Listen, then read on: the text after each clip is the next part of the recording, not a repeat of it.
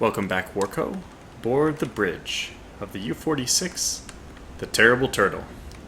And the reports are true. We have spotted a ship, although you can see it in the distance there, which it's going to be much more visible when we use our binoculars. Let's see. There she is. In fact, this is probably not something I should have brought us back in for. It looks like it's... Well, my first impression was actually it was a ship that was nose up in the water, but no smoke indicates that this is probably a sail. And that's an interesting ship nonetheless, and it can certainly report our position, but I think what we're going to end up doing for this one is probably just taking it down with a deck gun. Okay, yeah, probably one single hit. I was just introduced to a video today, one funny comment from the previous videos, where, or what I should say in character is I heard reports that wooden vessels are being simply rammed by submarines in the Pacific theater. But I don't know if we can be that cavalier with our ships. Especially because this mod, the Grey Wolves mod, is pretty strict about collisions. I think it increased collision damage with merchant ships and stuff. And this is technically a merchant ship, even though it says coastal vessel. I think we should be a little bit careful. What I am interested in knowing, maybe, is can a flak gun sink her? Because we're running pretty low on deck guns, and not that I need them really anymore, but let's see, this is not that. Looks like it has two sails, so we're looking for a two sail. Oh, brother, it could be a sloop. Oh my gosh, we're actually trying to identify like 1800s ships. Well, the good thing is they only give us two options. Nope, they give us more options. Hopefully that's the last of them. No, there's also a fishing catch. This one looks too vertical, in my opinion, to be anything but... I think a schooner was our best bet at it. Or sloop? Maybe it was a sloop. Yeah, I think it's a sloop. Good old 9-ton sloop. This is really going to make or break the difference between us being a U-boat ace. However, we can go ahead and march over to this guy, sink him quickly, and continue on our way. In a way, it's almost unfortunate that this is the ship we've spotted, because... like, at least in principle, she could radio our position, and it's a little unfortunate that our position would be given away by a 9-ton ship. Really not worth the effort. But we'll go ahead and give it a shot with our flak guns, as I said. I don't know what this ship's speed is, in fact. Speed of 10 knots. Okay, so we're already at its max speed. It's not going to be able to get away from us. Excuse me there, my chair is so loud. Yeah, but with a draft of only 2.5 meters, we'd be hard-pressed to hit her with a torpedo. And at 9 tons, that would be, I mean, by anybody's metric, a huge waste of a torpedo. I'm not sure. I mean, I wouldn't go as far as to say a torpedo costs as much as a sloop. That would be an exaggerated statistic, but it's not... it's probably not... the opportunity cost is what I'm talking about here. Wasting a torpedo on this means one other merchant ship, even at 300 tons, that gets away, which is still 30 times the size of this guy. So, a few things that I wanted to mention that I was actually talking about on my previous video that did not air. We'll just start diving into some of these topics before I forget that they were in the episode that didn't air, because I'm likely to remember them as something I already talked about, and then I would just forget to talk about them ever, thinking that I'd already covered them. The first thing I wanted to talk about was actually, and this is let's just go up to +8 for now.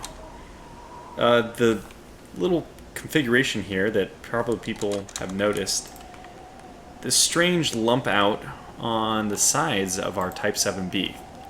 I just thought I'd mention this in case you didn't know, and you probably most do, but the Type 7B, obviously a descendant of the Type 7A. In fact, the Type 7A was a very good ship. The only thing they found wrong with her was that she didn't have enough range for what the Third Reich was planning in terms of merchant ship interdiction. So this is where this extra range came from, in the form of these two kind of ugly looking saddle tanks.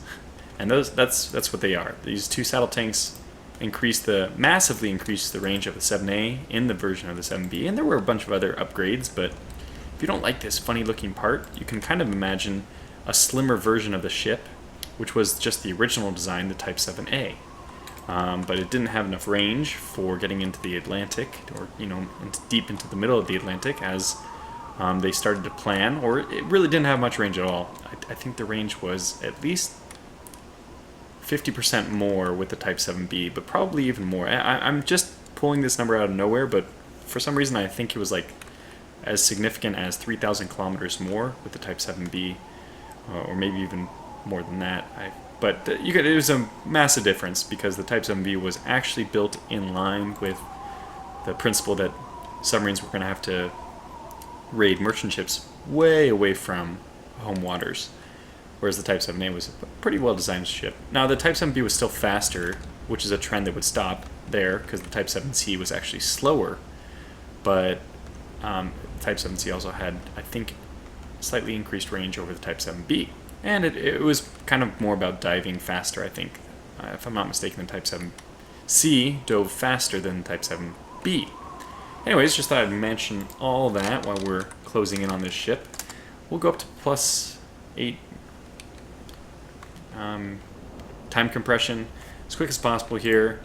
Make sure my guns are not... Okay, they are set to hold fire. This is the correct position. And we have plenty of crew that are still just dead tired. These are the ones who were manning my deck casing when we were just mirroring the last merchant ship that we sank with torpedoes for a really long time. So I don't want to make this episode really long about some of these things, like this ship is already veering wildly. But let me just go to the bridge and take control from here. Alright, please man both the deck gun and the flat gun. So I think I can do it this way. Almost. There we go. Okay, good. Let's mount the flat gun. Range target, please. No, come on. This is actually a schooner, it looks like. 1, 2, 3. Yeah, I think so. Yay, double the tonnage. 17. Makes a big difference. Alright, well, let's just put some rounds down at her. You don't left click, you hit spacebar. Well, that was pretty quick. And prepare helm to turn us hard to port. Actually, let's get a little bit closer so I don't waste incoming ammunition here. I'm not so worried about these guns. Oh, we already started her on fire. So I was getting some hits there.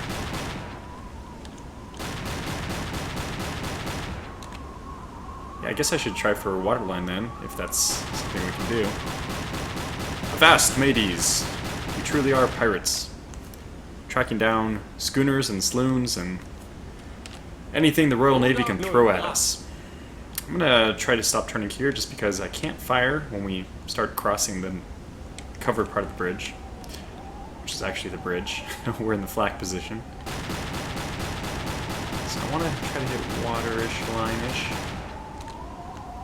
We're already doing some massive damage to this ship.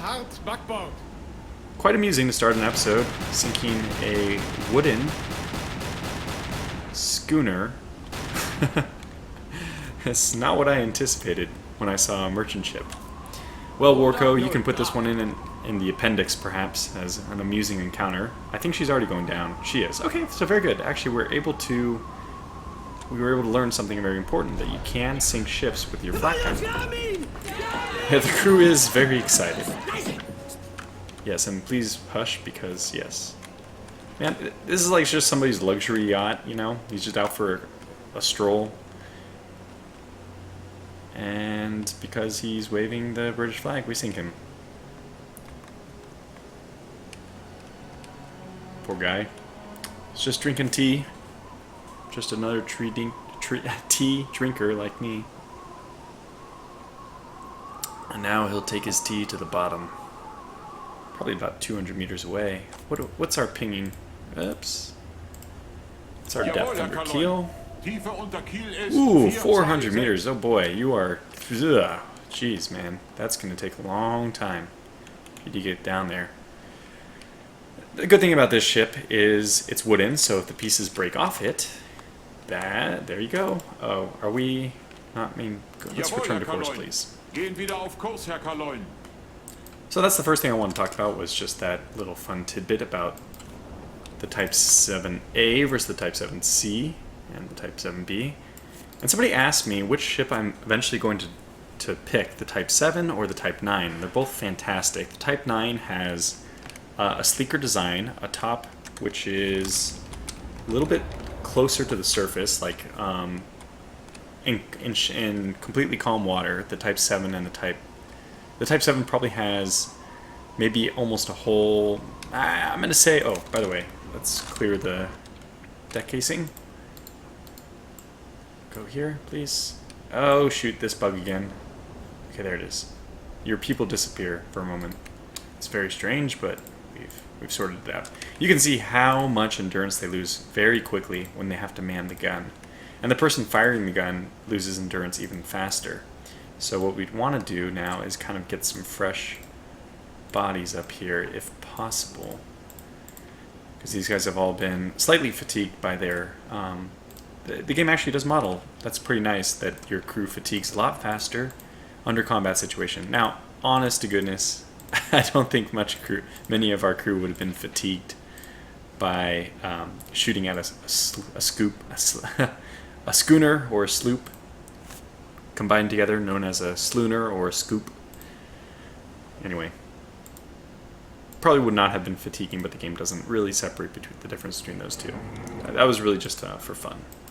Now let's plow ahead, and I have something else, another topic I was engaging discussion about in one of the canceled videos, was this idea of, holy cow, well, I need to pause real fast. I'm going to have to go.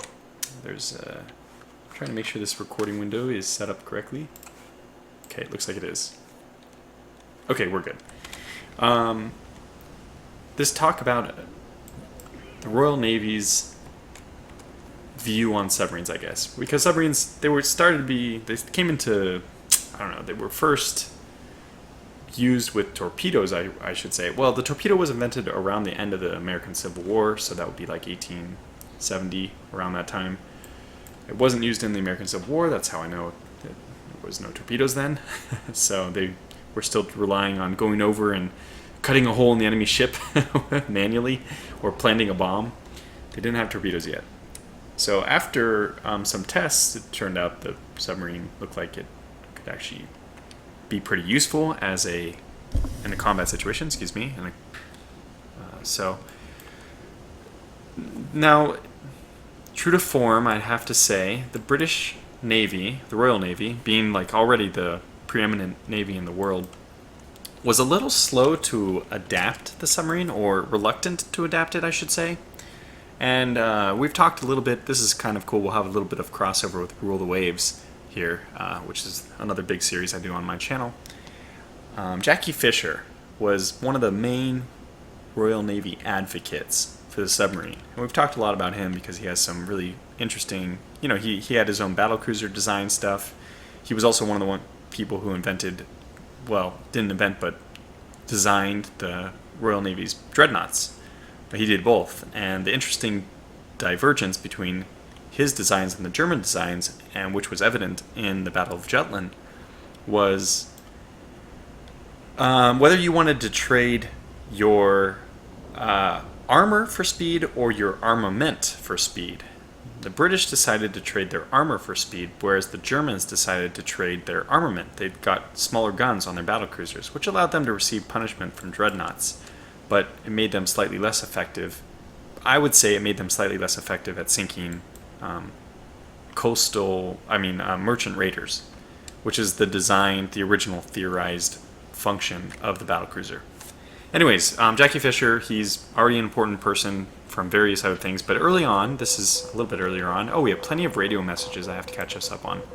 So I will continue this discussion in a second. Let's just look at some of the radio messages we've got. Now, I should kind of give you a timeline of what's been going on.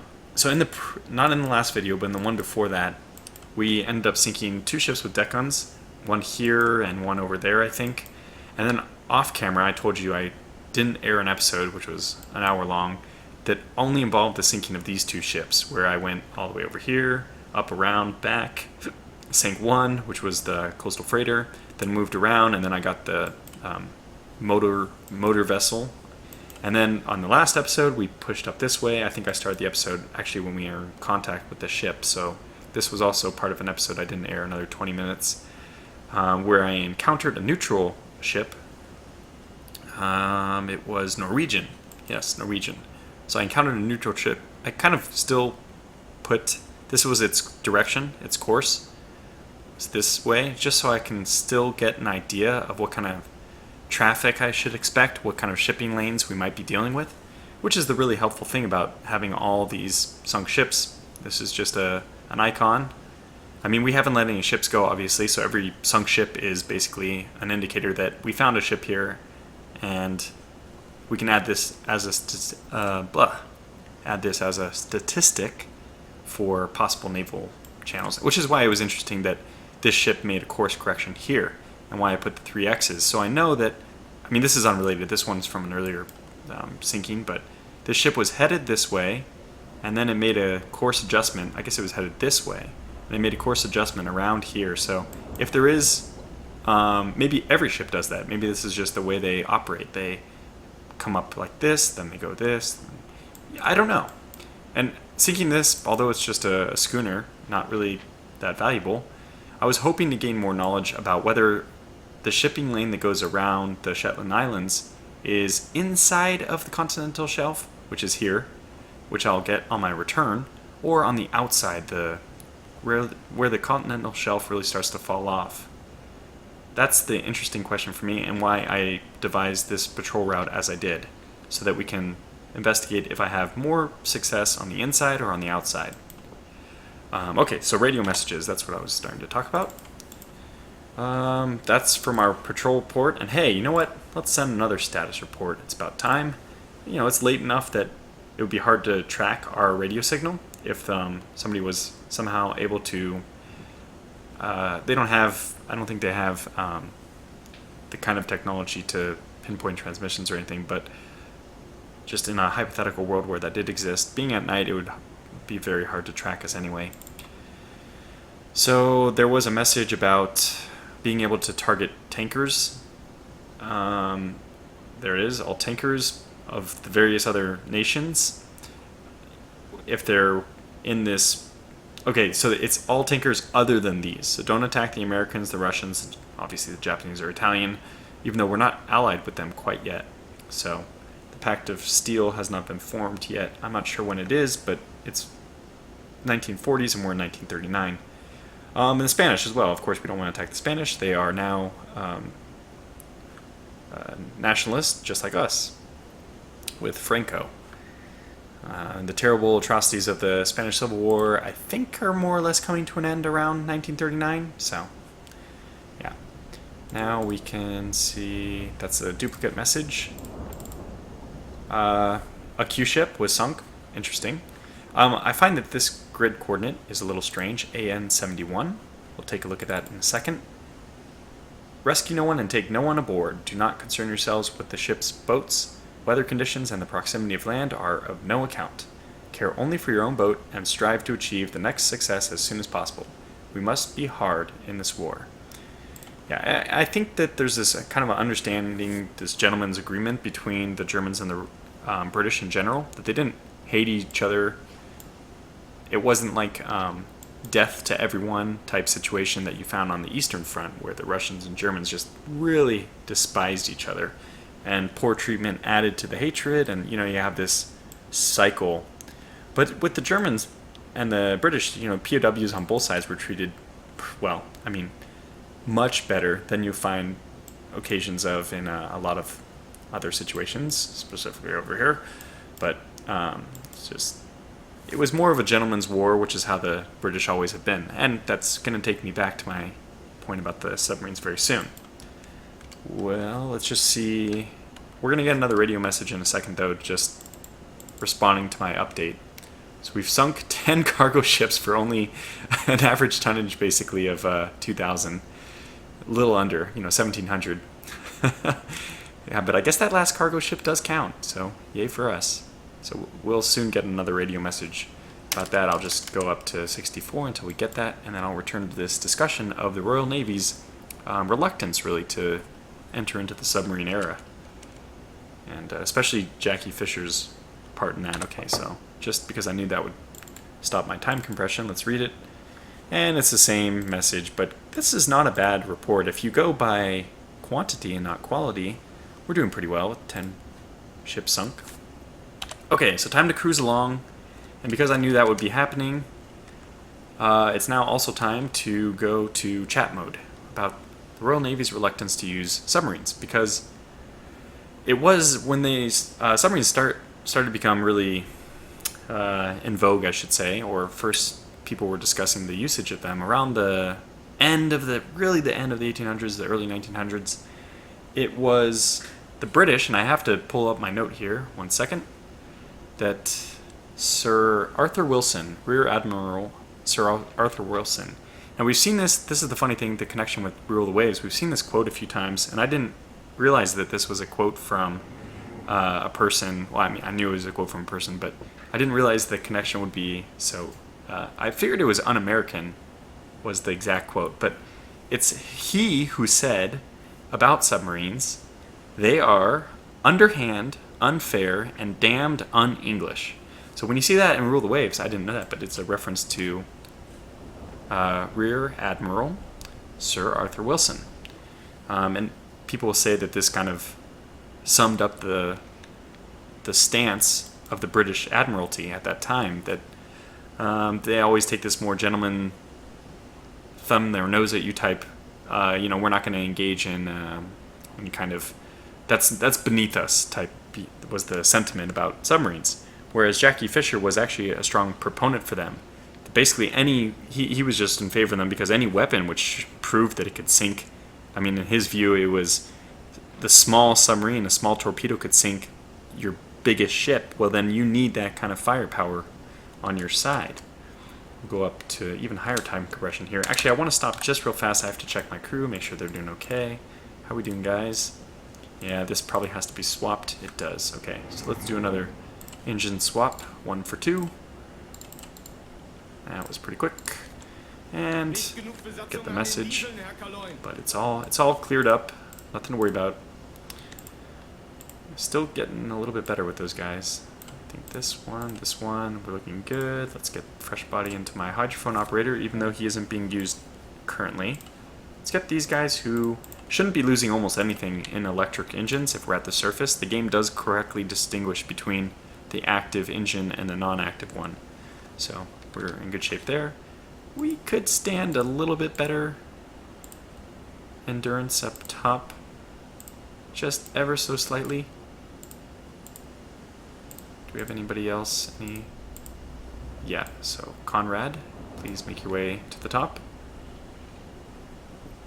And which one's the Warco? I don't know, because that one would give us full efficiency, I'm sure. Okay, now back on to this. I just thought that was a really amusing side note that we had this quote about, they're underhand, unfair, and damned on American, on Austrian, Austro-Hungarian, whatever. But it's actually a real quote from the English, and that if you had to guess, that would make the most sense, since the British are they have that conservative mentality about ship design. So thought that was interesting to bring up, that we've talked about Jackie Fisher quite a lot in the Rule the Waves series, also about his interesting designs, and turns out that he was one of the people who kept submarines as a reasonable thing. Which way are you going? Okay, hard turn. In fact, do we turn? Okay, with distance to target, more or less. Visibility, very good. Okay, I think we're going to do something a little bit tricky here. I want to hit this with a torpedo. Oh, okay, let's check to see what it is first. So give me rudder left 10 degrees. Jawohl, Herr Kaloin. Oder 9 Grad Backbord. Actually, give me rudder 20 degrees, just for a little bit. Oder 2 And let's see if I can determine what we're looking at here.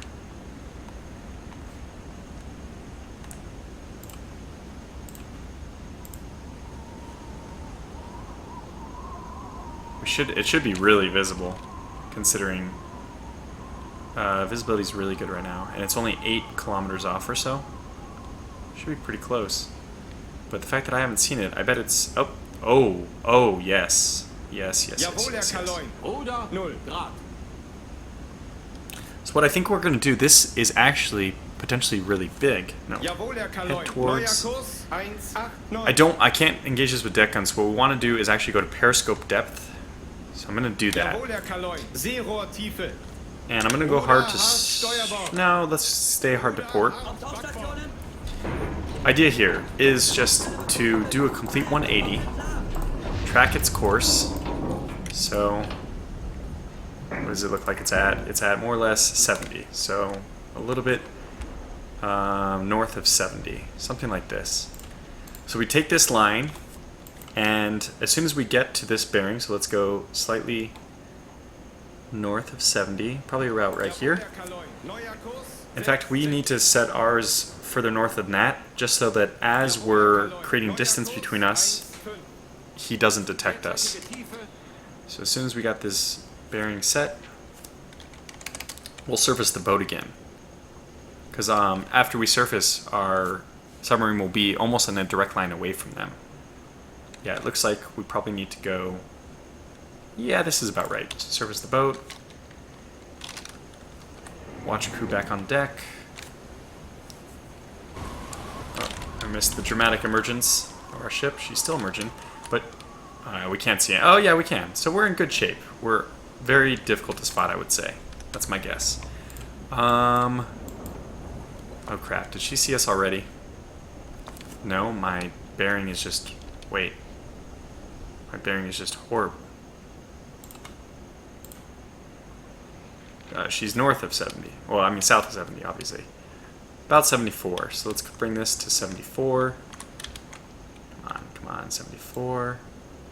Something like this. That's fine. Fair enough. Okay, and then our vessel is steaming away from her. Well, I guess we aren't using steam. Alright, so I guess it's pretty simple. The idea here is to create our trapezoid. In fact, you know what? I'm just going to... Yeah, I think we only have one leg left in this anyway. So we want to be headed... No, we don't. So take that one. And we want to be headed almost straight north.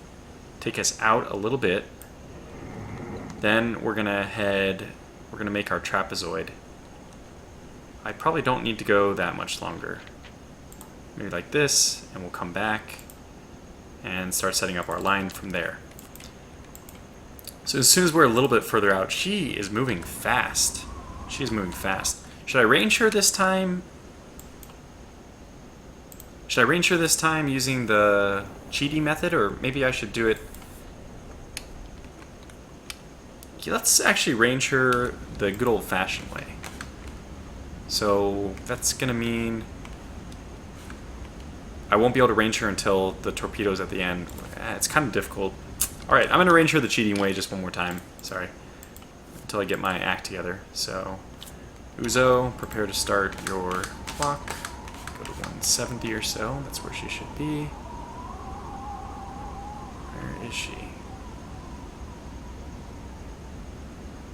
There she is. Okay. Uzo, start your clock. Alright, now we just gotta go. 3 minutes and 15 seconds should be sufficient. Nope, a little bit longer. Almost there. Oh god, we lost her. But we didn't really. I think we can... Where the hell is she? Oh, we got her, we got her, we got her. Okay, go. Alright, in 3 minutes and 15 seconds, she's covered 9. Yep, she's going 9 knots. Okay, so we ranged her the cheaty way, but that's still good enough for me. I don't want to do this, but just this one last time, I'm gonna have to do it. So actually, what I want to do with this one is actually do a rear. How many times can I say the word actually? I want to do a rear torpedo launch. Just to even us out, I prefer to get our external reserves bumped away as soon as possible. So now it's time to speed away, and I think we have a good distance between her. Yeah, this is way more than enough.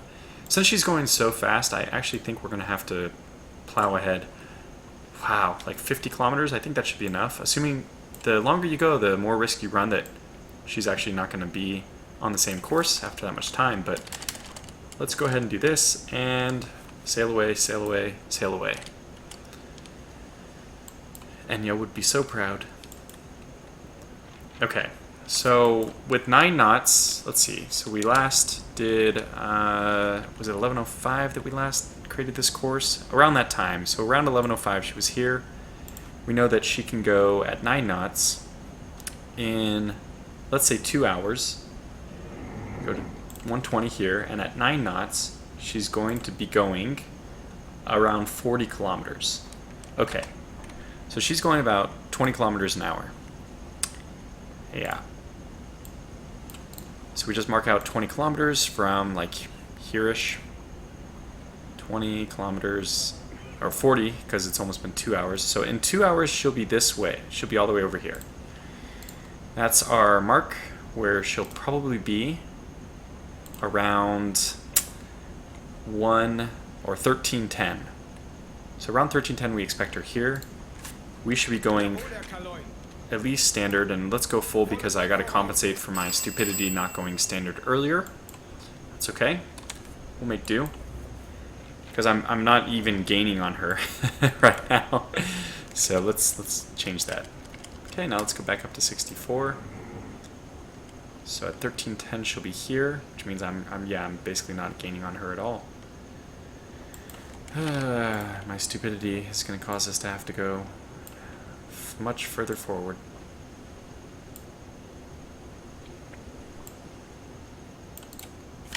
Alright, so 1310, she's about next to us. Yeah, we have a lot of catching up to do. I'm not even sure if this is enough. We're going to go a little bit further. I'm going to keep edging in. Obviously midday, not my favorite time to make a torpedo launch. And now let's go ahead and start getting our tangent correct. This is all stuff we've done before. I'm probably not going to explain it twice, because I did spend over an hour in the last video, and got to cut down on that a little bit, I think.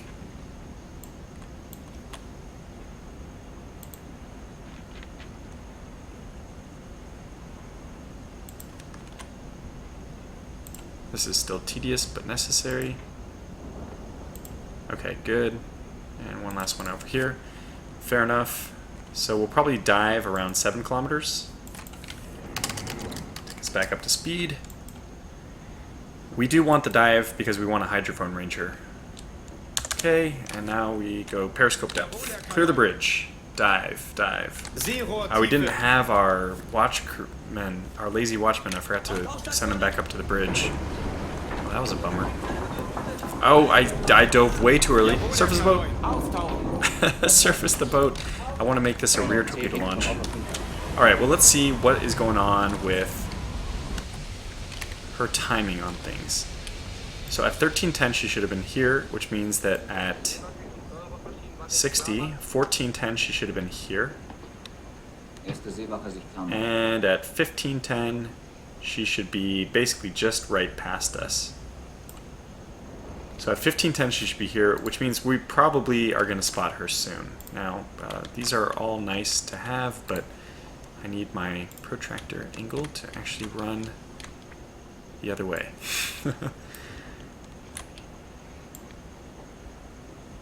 And I know I could just basically follow the line, but I'm going to be a little bit more precise than that. Okay, yeah, at this point we kind of get it. I think that's been enough to really get us on course, and that should be sufficient. So I want to dive when we're actually getting close to crossing her path. And now let's get this guy to the bridge, and I also want to get my Star Watchman. Oh, he's really not in good shape though, huh? I need to get better people up to the top because I need to spot the ship the moment we're able to. You know, these guys are actually not bad. Oh, but it doesn't really rest the ones who aren't there. That's okay. Come on, just give me anybody. There we go. Okay, fantastic. Let's get ahead. Alright, now we want to take a look. Basically 90. I was so close to 90 I wouldn't if I had just gone the other way. Do we have any... spot anything? This is where diving would obviously help because then you get information. Maybe she's moving slower than we thought, which is perfectly fine by me. So what are we looking at here in terms of distances? We're about 2 kilometers away from the intersection, alleged intersection. And I think she was slightly north of my ruler mark, so let's go ahead and just dive nowish. Sure, why not? So, again, clear the bridge and prepare, all stations prepare to dive. Alright, hydrophone operator. In fact, I'm going to go down to 14, 15 just to give the hydrophone operator a little bit better opportunity to listen. And we'll be going down to slow just to encourage his detection. I really should be showing these dives. I love them. I love watching the ship dive underwater. It's cool just to watch her underwater, though. There it is. 087. Looks like we're good. It's probably about perfect. Uh-huh. You know, when she gets exactly 90 degrees, it's very easy to tell where on the line she is. We can tell that just need to line these two up. So that's our new direction, everything, which means I gotta clear a lot of these things. We're gonna have to redo all this. Okay, we don't need that anymore. And we should be going slow, which we are, because she's still really far away. It looks like 15 kilometers or so. So we're just gonna hover at about 15, and I'm gonna go all stop. Just let our ballast keep us there. Water's not so choppy on the surface that we have to worry about the changing depth from the waves rolling in. That shouldn't cause us any concern. Like if we fluctuate between 16, 14, even 17, 18, 13, this is all completely okay. There's nothing poor about this. So that means we're just going to wait. Oh, yeah, I do have to... Is this... Okay, it's not quite accurate. We need just a hair more north. Too much. That looks good. I think that looks good. It's good enough. Now let's get our projector back out. Come on, do this quickly. So we're crossing there and give us 90 degrees. Yeah, it's basically the same line, so perfect. We're A-okay. And this is why you shouldn't sweat the small stuff, even though I do. I'm pretty particular about this, but don't need to sweat the small stuff because these angles aren't going to matter that much anyway. Now, if everyone's okay... You guys are doing okay, but your crew... Yeah, we'll just switch them out later. I think everyone else is fine. Good. Now we just plow ahead in time until she gets a bit closer. Oh my god. I thought I did all stop. I'm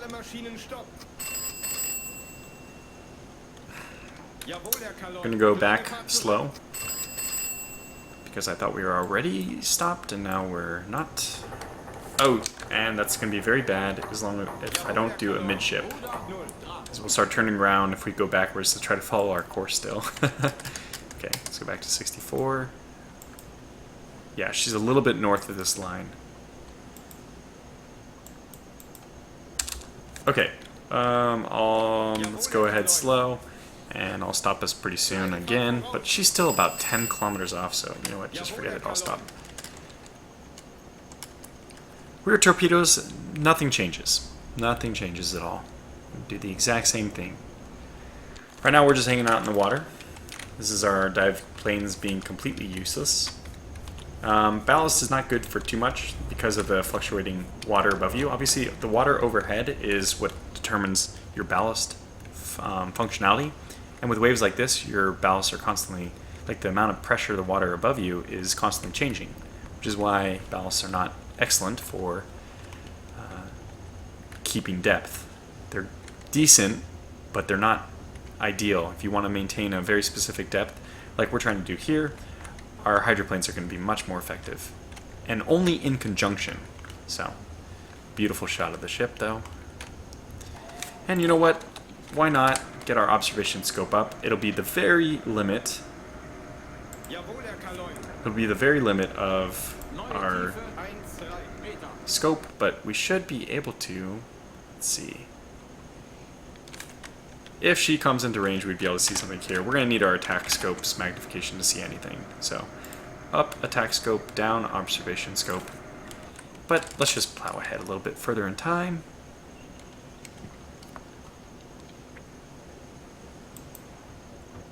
Okay. She's getting closer. Yeah, okay. So now we're good. Let's go to periscope depth, basically. And there she is. So the trapezoid has worked. Cargo. We need her to get closer to identify her. But we can already start doing things such as knowing that we're going to fire our rear torpedo with impact and fast. We know her speed is 9. 9. We can quickly do our charting again. So 44. Let's just do 4.4, my bad. That's usually what I do.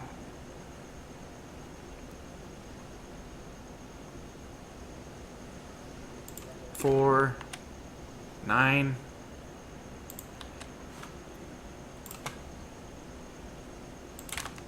Okay.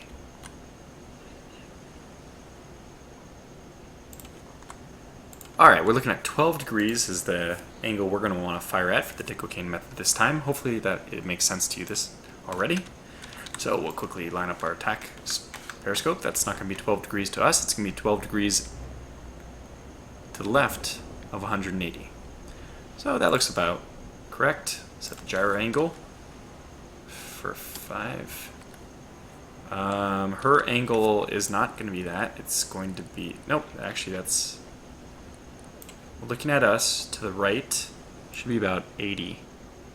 Probably about 75, actually 77, something like this. So 90, 80, a little bit below it. Remember, I can just take the 12 degrees I got and subtract it from 90. But now she's coming this way, so we're going to be on the starboard side, not on the port side. And I'm firing at this bearing. Maybe her range will be around, I don't know, something like this. Okay. And that should put our gyro angle... Don't know why it doesn't appear to be working. Does it mean 0, 0, 0 from facing rear? I have never noticed this. It doesn't appear to be correct. It should be 180. But my torpedoes, let's see.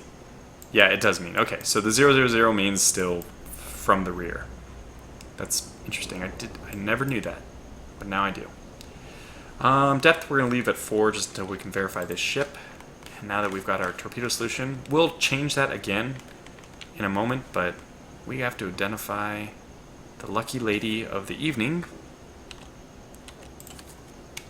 And she's too far away. So, let's go to 32. I'm going to lower my periscope off right now, but that's probably enough. I don't know how much time passed, and my hydrophone operator's not cooperating, so... Oops. Okay, she's a lot closer now, almost close enough to identify, but probably still not. How are we doing in terms of distance away from... So she's a little bit north of this still. How are we doing compared to that? Yeah, we're fine. So now let's go ahead and start maintaining depth by getting our engines going a little bit. Because that's only fair, right? That we play according to the laws of physics. And probably just time compress a little bit further forward. Okay. Oh, yes. I like seeing lots of poles. The more poles, the better. Periscope depth, please. Seerohrtiefe. I can't see enough of her, though, quite yet. How's our crew doing? They're fine. Everyone's fine. These guys are all fine. These guys aren't fine. Gonna need to replace some of these crews soon. I don't want to. This is why I hate it. It just takes away from the flow of the game to have to... It's not really important. These guys are good enough. Okay.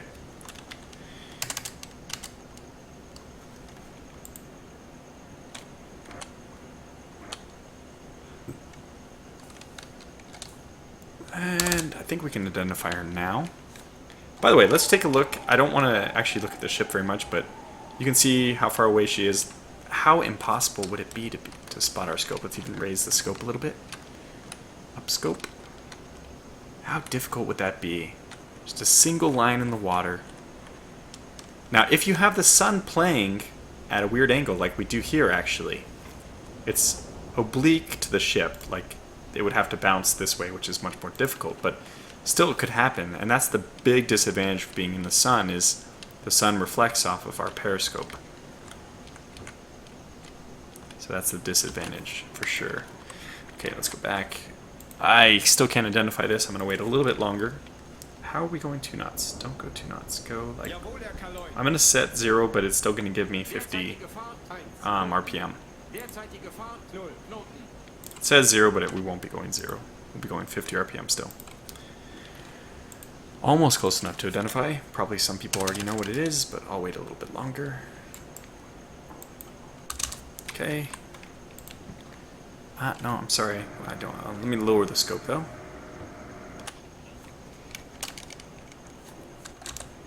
Okay. Nah, I think we should be able to get a good identification on her. If the waves behave for a moment. Okay, now I need to tilt her up so that I can identify. Come on, water, please stop. Maintain your depth. Very hard to see from here. 2 triple things. I can tell you it's not a schooner. We can definitely eliminate a lot of these ships, but what is it? I kind of in the back of my head feel like I know I've seen this already, but I don't think it's a troop transport. No, it doesn't have enough the diagonal entries. I would so love for it to be a troop transport, though. Main distinguishing factor, smoke in the center. So we can eliminate a lot of these ships just on that merit alone. Okay, let's look.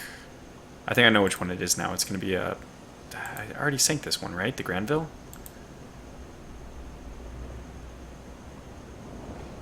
Yeah, I'm pretty sure this is a Granville.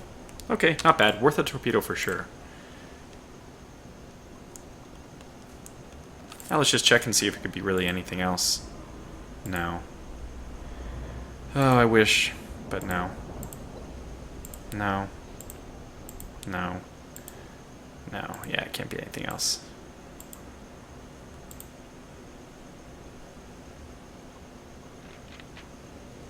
Okay, it can be something else. I hope to God it's not a small merchant, but it could be. Downscope for a little bit until we can verify our target. What's her range now? 3,000. I'm not trying to use this, just trying to figure out, like to cheat as much as I'm just trying to figure out if we'll be detected. 3 kilometers away, seeing a periscope, I think very difficult. Sounds very difficult to me. This might be a small merchant.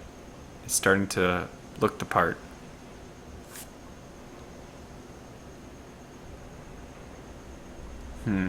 Okay, either way, we can take the draft from this, because it doesn't matter. This one only has a max speed of 9 knots, though. Which leads me to believe that maybe it is not that. Because this other one has a max speed of 9 knots. Yeah, that didn't help much, did it?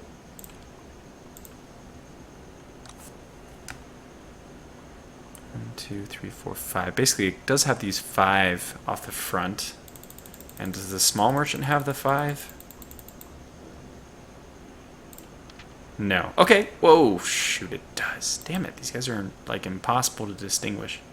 No, but it's not this one. We had it correct because, look at the superstructure is in front of the smokestack. Okay, very good. So we have our identification, which means all we're waiting for now is a rearranging, because I don't think this ship should be moving this fast. Okay, let's do this. Down scope. Whoops. Down scope. Okay, now in 3 more minutes. 3 minutes and 15 seconds. Let's get a new ranging. Can we wait this long? Maybe?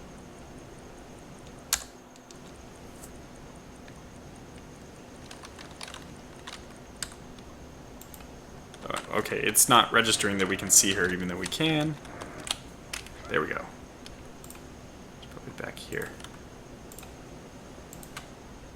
Yep, she's still going 9. Alright, everything's ready to go then. Cancel this. Everything's set. Our range to target is going to be a little bit further than I would like. Yeah, definitely a little bit further than I would like. But nothing we can do about that. That's just how these rear launches usually go, that you drift away further because you're playing it safe. But that's okay.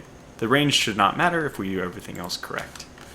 So let's once again get back to, was it 12? 12. Okay, this looks about 12 to me. And set torpedo. Yeah, very good. Alright, close this. And we'll ask for constant hydrophone readings. Again, down scope. We're looking for 167. So we'll probably come up at about 150.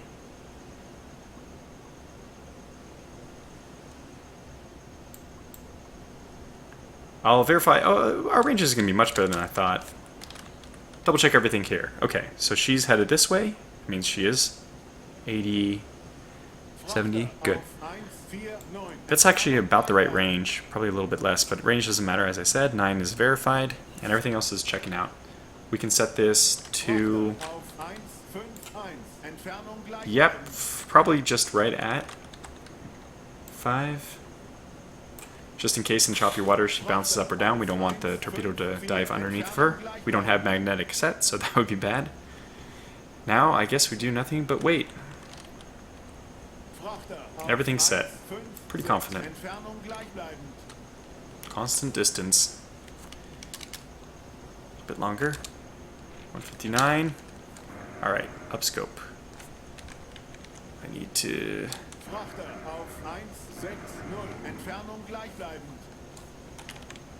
I hope she doesn't see us, but we'll try to launch a little bit early, later this time. We were dead on. I checked the video and we were dead on last time. Oh shoot, open the damn tube. I almost forgot. Good. Little alarm. A bit longer. Hold. Los! Downscope. I think she might have seen us too. Torpedoes away.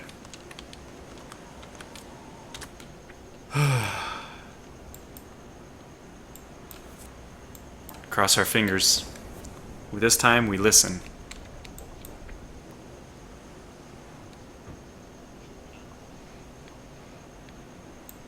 Hydrophone contact's already here, so we might miss. No. No, we didn't miss. It looks like, in fact, we're going to hit exactly where I meant. Perfect. Oh my goodness. Yummy! Yeah! Wow. So the perfect hit. The bottom of the ship, right at the middle, where all the stress, fore and aft, closes to. This should be a sunk ship. The fact that she's still turning is, you know, depressing. I think that hit her right. I think that hit her right in her engines.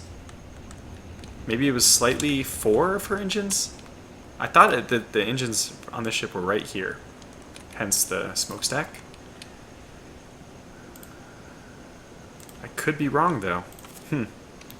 Well, a huge success anyways. The torpedo landed exactly where we wanted it to, which is, in my opinion, already a cause for celebration. So I don't want this episode to be one of those, again, where I just drag it out too long. We're already up to, basically a full hour again. Let me know in the comments, by the way, if you think that these are a little bit too long. I keep saying I'm going to cut them down, and then here we are, another hour-long episode. I don't mind playing this way. This is how I play the game, but for YouTube, I feel like different things are required. Okay, and we're going to want to make our course after this. Parallel to hers. Delete the extras. And we're going to surface the boat soon, but I think what I'll do is I'll record this off camera, and I'm just going to do some editing just to make this a little bit easier for you guys. Unless it's obvious she's going down. But I'll cut back. What I'm going to do is just make a cut. I hate doing that because I really don't use video editing software much, but we'll do it in this case because let's just see what happens.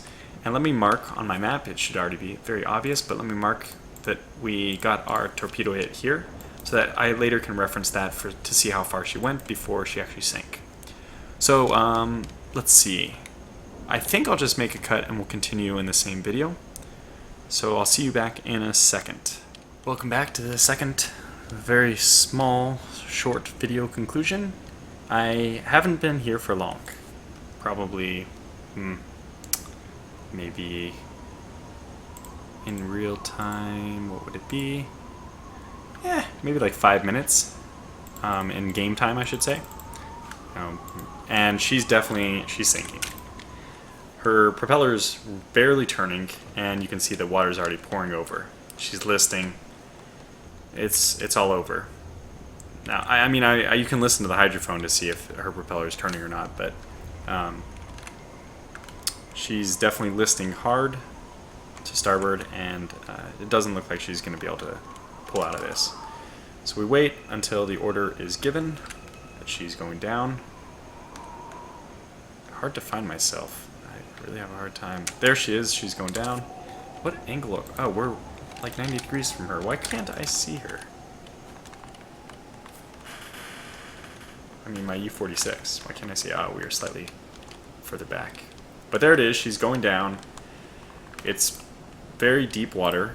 Last I checked, it was like 400 under the keel. Maybe shallower here. Yeah, still 139. This is pretty deep, but it's good night, sweet prince, to another Granville-class freighter. So that's going to bring this episode to a close. Another successful torpedo run. Again, I'm sorry, I don't know. I mean, I'm apologizing only at the end because it's another really long video. I don't feel the time when I'm playing this game, but let me know if you think it's too long, if it's okay, whatever. And until I can get the pausing software to work in the next patrol, that's kind of what I was fearing would happen. But because I recommend, if you have never played this game, Silent Hunter 3 is so cheap. You just, by the way, don't download the Steam version. I have the Steam version, but I hate it. I actually have the CD version as well somewhere, but I might have to use my father's version of the game just to use the download version, because Steam, with its DRM, makes it a little bit more difficult for mod management. But what I'm trying to say is you should play this game, and then you'll really see what a time sink it is. That you're just immersed in the world, and before you know it, an hour's gone by. So, anyways, again, good night to our Granville-class freighter, and good night from the bridge of the U-46.